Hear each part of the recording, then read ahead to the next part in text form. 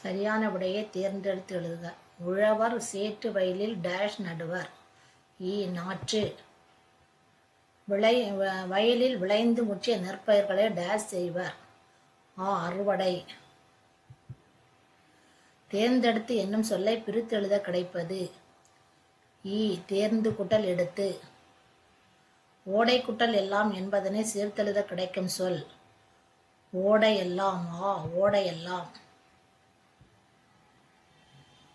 பொறுத்துக. நாற்று நடுதல். நீர் பாய்ச்சுதல். கதிர் அறுத்தல். களை பறித்தல். வயலும் வாழ்வும் பாடலில் உள்ள மோனை எதுகை சொற்களை எழுதுக. மோனை சொல்லுங்கிறது அடிதோறும் ஒரே எழுத்து வருவது. இந்த பாடலுடைய அடியில ஒரே எழுத்து வருவது. அது எப்படி வருதுன்னா, ஓடை எல்லாம். முதல் அடியில முதல் எழுத்து என்ன இருக்குது? ஓ இருக்குது. அடுத்த அடியில முதல் எழுத்து ஓ இருக்குது. இதுதான் மோனை. அடிதோறும் முதல் எழுத்து ஒரே மாதிரி வருவது அல்லது சீர்கள் தோறும் ஒரே மாதிரி வருவது மோனை. ஓடை. ஒன்னரை குழி. நாத்தெல்லாம். முதல் எழுத்து நா இருக்கு. ரெண்டாவது அடியிலே முதல் எழுத்து நா இருக்கு. நண்டும். ஒரு ஜானும். முதல் எழுத்து ஓ இருக்குது. ரெண்டாவது அடியிலே முதல் எழுத்து ஓடி ஓடி ஓ இருக்குது. இதெல்லாம் மோனை சொற்கள். எதுகை சொற்கள்னா இரண்டாவது எழுத்து ஒரே மாதிரி வருவது. ரெண்டாவது எழுத்து என்ன இருக்குது? சேத்துக்குள்ளே ரெண்டாவது எழுத்து இத்து வருது. அடுத்த அடியிலே ரெண்டாவது எழுத்து இத்து வருது. நாத்தெல்லாம் இத்து வருது. சாலு சாலா ரெண்டாவது எழுத்து லூ வந்துருக்குது. அடுத்த அடியிலே ரெண்டாவது எழுத்து லூ. நாலு நாளா.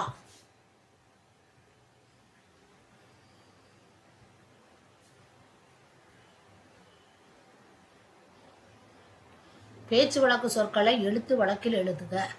போய்ங்கிறது போய்.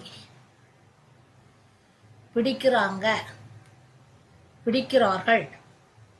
வளருது வளர்கிறது.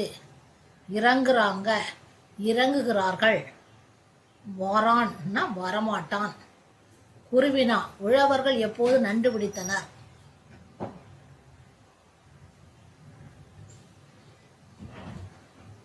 நாற்று பறிக்கும் போது ஆண்களும் பெண்களும் வயல் வரப்பில் உள்ள நண்டுகளை பிடித்தனர். இது முதல் கொஸ்டினோட விடை. நெற்கதிலிருந்து நெல்மணிகளை எவ்வாறு பிரிப்பர்.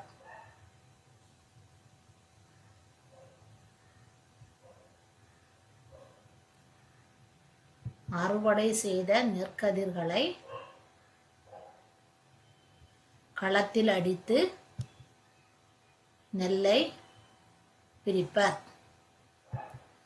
நெல்தாளியில் எஞ்சி இருக்கும் நெல்மணிகளை பிரிப்பதற்காக மாடுகளை கொண்டு மிதிக்க செய்வர். இதற்கு போரடித்தல் என்று பெயர். வரைக்கும் சிறுவினா உழவு தொழிலின் நிகழ்வுகளை வரிசைப்படுத்தி எழுதுக.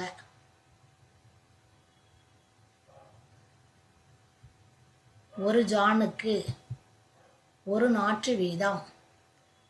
சுறுசுறுப்பாக நட்டனர். நடவு நட்ட வயலின் மண் குளிருமாறு மடை வழியே நீர் பாய்ச்சினர். நட்ட நெற்பயிர்கள் வரிசையாக வளர்ந்து செழித்தன. பால் பிடித்து முற்றிய நெல்மணிகள் மனம் மயங்குமாறு விளைந்தன. அறுவடை செய்யும் ஆட்களுக்கு பணம் கொடுத்தனர்.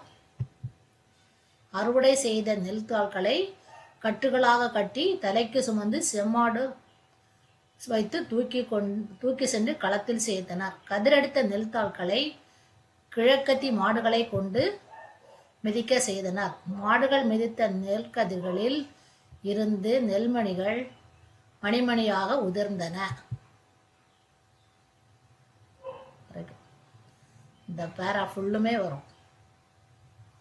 சிறுவினாவுடைய விடை.